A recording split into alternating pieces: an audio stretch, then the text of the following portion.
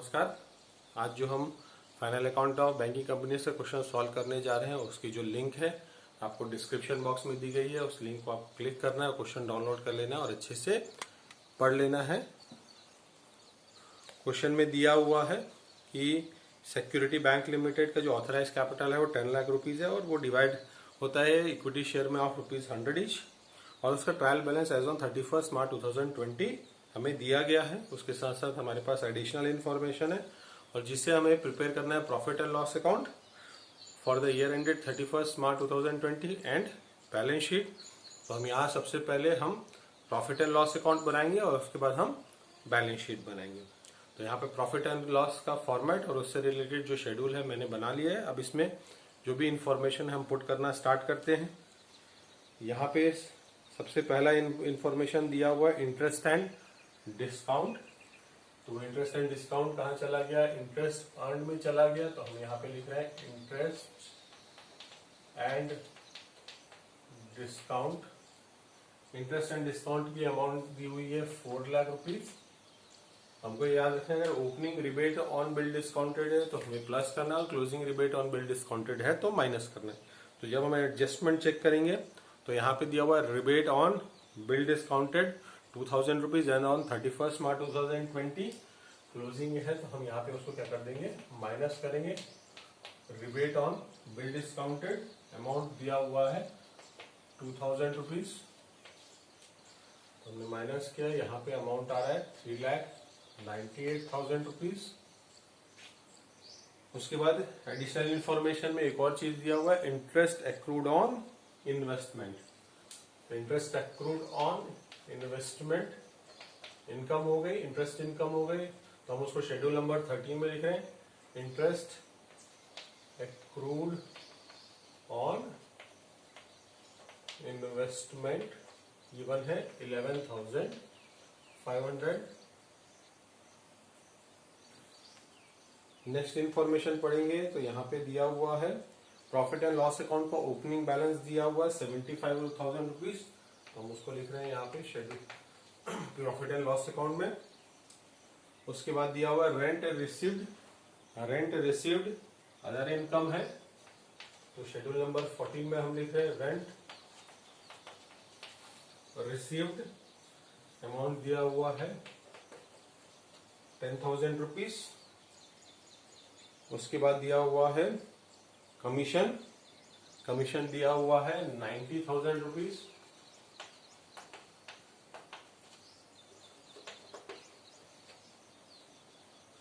उसके बाद दिया हुआ इंटरेस्ट पेड ऑन डिपॉजिट्स, तो ये इंटरेस्ट एक्सपेंसेस आ गया। इंटरेस्ट पेड ऑन डिपॉजिट्स ये है 1,45,000 रुपीज। उसके बाद दिया हुआ salary and other operating expenses schedule number 16 में अदर ऑपरेटिंग एक्सपेंसेस ये दिया हुआ है 1,17,000 रुपीज। फिर दिया हुआ है interest on bank borrowings, again schedule number 15 में लिखेंगे हम उसे interest on bank borrowings amount दिया हुआ है यहाँ पे 10,000 रुपीज। एक बार एडिशनल इंफॉर्मेशन पूरी चेक कर लेते हैं। यहाँ पे दिया हुआ है प्रोवाइड ₹10,000 फॉर डाउटफुल डेब्ट। तो प्रोविजंस एंड कंटीजेंसीज में हेडिंग में आ रहे हैं provide provision for doubtful debts ये है 10,000 रुपीज। और हमको प्रोविजन फॉर टैक्सेशन का डायरेक्टली अमाउंट दिया हुआ है, परसेंटेज दिया होता है तो हम कैलकुलेट करते हैं। यहाँ पे डायरेक्टली अमाउंट कैलकुलेट करके दिया हुआ है। प्रोविजन फॉर टैक्सेशन दिया हुआ है 50,000। हम यहाँ पे लिख रहे हैं provision for taxation. Provision for taxation amount कितना है? 50,000 रुपीज। उसके बाद दिया है director propose 10% dividend for the year 2019-20। तो टोटल कैपिटल है 5 लाख रुपीज का। 5 लाख रुपीज का 10% प्रपोज डिविडेंड हो जाएगा। तो 5 लाख का 10% 50,000 is proposed dividend. 5 lakh multiplied by 10% that is 50,000 rupees. और इसका सेकेंड इम्पैक्ट हम बैलेंस शीट में करेंगे। ये अदर लाइबिलिटीज के हेडिंग में आएगा शेड्यूल नंबर 5 में। तो अब हम क्या करते हैं, अब टोटल कर लेते हैं। इंटरेस्ट अर्न का जो टोटल आ रहा है वो आ रहा है 4,09,500। अदर इनकम का टोटल आ रहा है 1 लाख रुपीज। टोटल इनकम हो गया 5,09,500। इंटरेस्ट एक्सपेंडेड का total 1,55,000 rupees.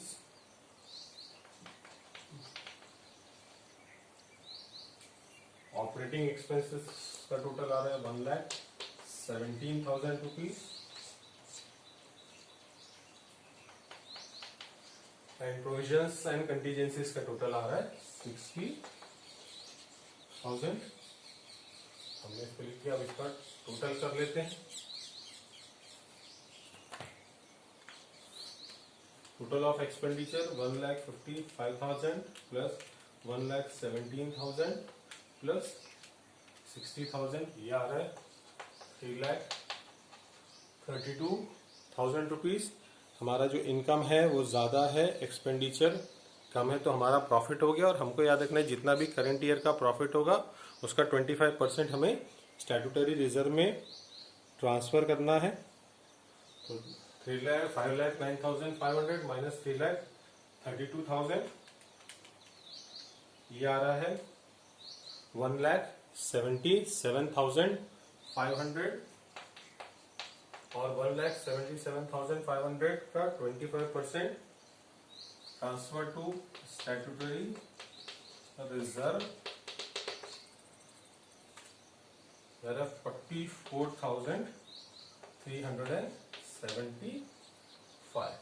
Total of profit oblique loss that is profit 2,52,000। उससे हमने यहाँ पे जो अमाउंट है वो माइनस कर देंगे, रिमेनिंग अमाउंट हम बैलेंस शीट में ट्रांसफर कर देंगे। तो दैट इज 2,52,000 माइनस 50,000 माइनस 44,375, ये आ रहा है 1,57,625 rupees. That is transfer to balance sheet. एक बार हम 1,77,500 मल्टीप्लाइड बाय 25% 44,375। यस, ये हमारा टोटल आ गया। अब हम स्टार्ट करते हैं। 44,370 स्टार्ट करते हैं अब हम बैलेंस शीट बनाने के लिए।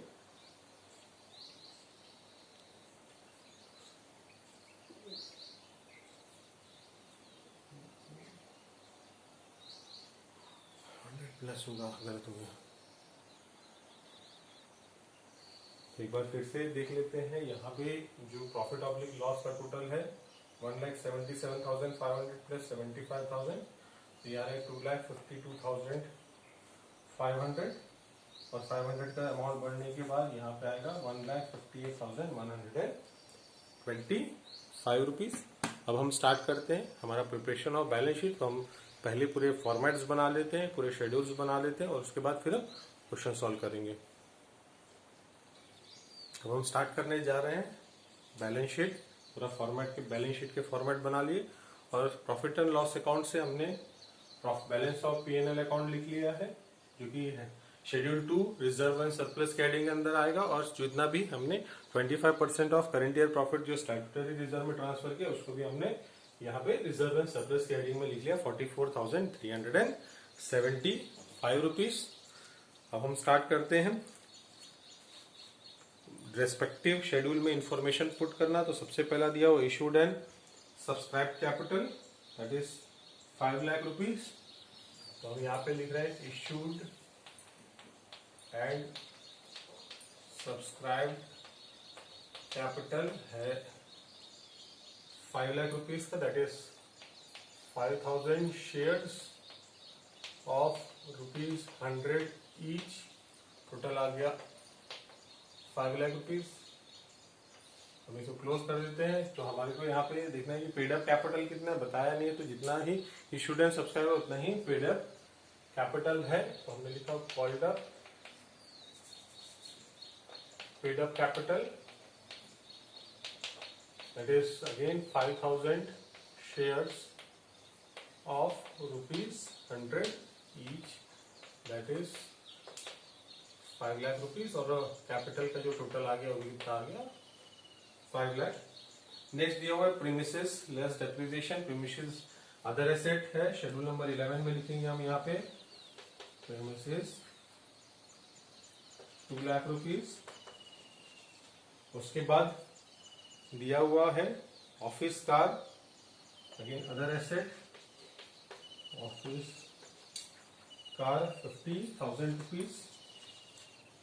नेक्स्ट दिया हुआ है money at call and short notice, schedule number 7, balances with bank के हेडिंग के अंदर आएगा। Money at call and short notice, amount दिया हुआ है 3 लाख रुपीज। उसके बाद दिया हुआ है bill discounted and purchase, advances के हेडिंग के अंदर आएगा, schedule number 9, bill discounted and purchased, ये है 1 लाख रुपीज का। उसके बाद दिया हुआ है furniture less depreciation, furniture again it is an other asset, तो अदर एसेट में हम लिख रहे हैं यहाँ पे furniture 32,500। Deposits schedule number 3, deposits के हेडिंग के अंदर लिख लेते हैं। यहाँ पे डिपॉजिट्स है 23,50,000 रुपीज। उसके बाद इन्वेस्टमेंट दिया हुआ है, शेड्यूल नंबर 8 में हम लिखेंगे उसे investments, it is 12,50,000 rupees. Interest and discount already हमने प्रॉफिट एंड लॉस अकाउंट में लिख लिया है। और रिजर्व फंड दिया हुआ है 3 लाख रुपीज, शेड्यूल नंबर 2 में हम लिखेंगे रिजर्व फंड 3 लाख रुपीज। उसके बाद दिया हुआ है cash in hand, schedule number 6,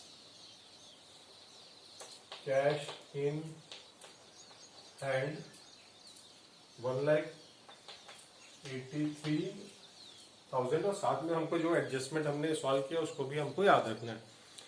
उसके बाद दिया loans and advances 16 lakh, schedule number 9 में चला गया। और हमको ये याद रखना है कि प्रोविजन फॉर डाउटफुल डेब्ट है, हमने जितना भी क्रिएट किया उसको हमको लोन्स एंड एडवांसेस से माइनस कर देना है। टोटल लोन्स एंड एडवांसेस है 16 लाख रुपीज का, less provision for doubtful debts. Provision for doubtful debts था 10,000 रुपीज का, 10,000 माइनस कर देते हैं, यहाँ पे आ गया 15,90,000 rupees. Profit and loss account का ओपनिंग बैलेंस है, ऑलरेडी हमने उसे प्रॉफिट एंड लॉस अकाउंट में लिख लिया है। नेक्स्ट दिया हुआ है पेंशन फंड, पेंशन फंड को हम कहाँ पे लिखेंगे, अदर लायबिलिटीज में। पेंशन फंड की अमाउंट दी हुई है 25,000। बोरोइंग्स दिया हुआ है, शेड्यूल नंबर 4 में लिखेंगे उसे borrowings from other bank,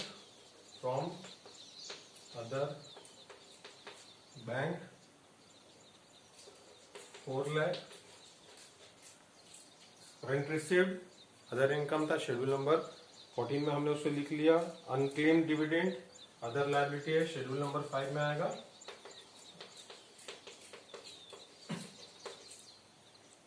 unclaimed dividend है 5,000 रुपीज का।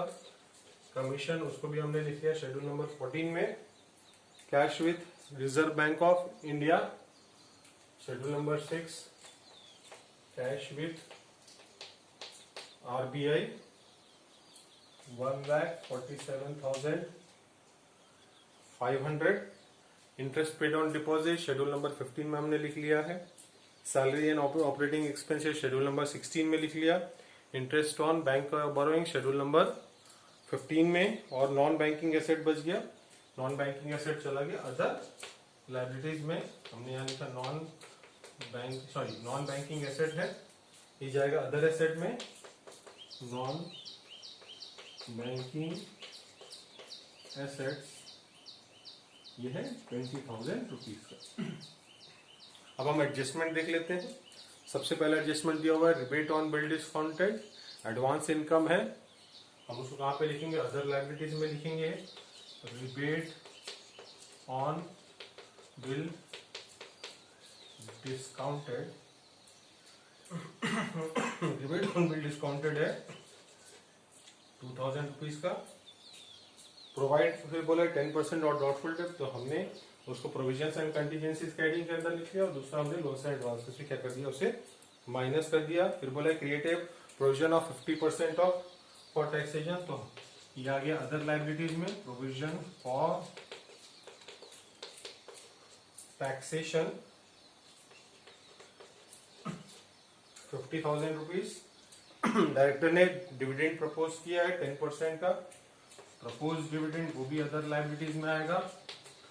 शेड्यूल नंबर 5 में 10%, तो कैपिटल का 10% ये आ गया 50,000 रुपीज। और लास्ट दिया हुआ interest accrued on investment other asset, interest accrued on investment कितना है 11,500। गलती से मैंने प्रीमिसेस और ऑफिस कार को यहाँ पे लिख लिया था, तो मैं हटा देता हूँ, ये फ्यूचर सेट में जाएगा। प्रीमिसेस 2 लाख रुपीज का है, और ऑफिस का 50,000। यहाँ पे हमने सारे इंफॉर्मेशन को लिख लिया। अब इसके बाद हम क्या करेंगे, सारे शेड्यूल का टोटल करेंगे, और उस टोटल करने के बाद अमाउंट को हम कहाँ पे लिखेंगे, बैलेंस शीट में लिख देंगे। हमने यहाँ सारे शेड्यूल्स का टोटल कर लिया है। यहाँ पे मैंने फिर से एक गलती की कर दी थी कि फर्नीचर को अदर एसेट में लिखा था, फर्नीचर फिक्स्ड एसेट में फिक्स्ड एसेट है, तो उसे शेड्यूल नंबर 10 में हमने लिखा। और यहाँ पे हमने सारे क्या किया, सारे शेड्यूल का टोटल कर लिया। अब शेड्यूल का टोटल को हम कहाँ पे ट्रांसफर करते हैं, बैलेंस शीट में ट्रांसफर करते हैं। शेड्यूल नंबर 1 कैपिटल, उसका टोटल आ रहा है 5 lakh rupees. Schedule number 2 reserve and surplus, total आ रहा है 5,02,500। शेड्यूल नंबर 3 डिपॉजिट का टोटल आ रहा है 23,50,000। शेड्यूल नंबर 4 बोरिंग्स का टोटल आ रहा है 4 lakh rupees. Schedule number 5 other liabilities का टोटल आ रहा है 1,32,000। एसेट साइड आते हैं। सबसे पहला एसेट साइड में schedule number 16 cash and balance with RBI, total आ रहा है 3,30,500।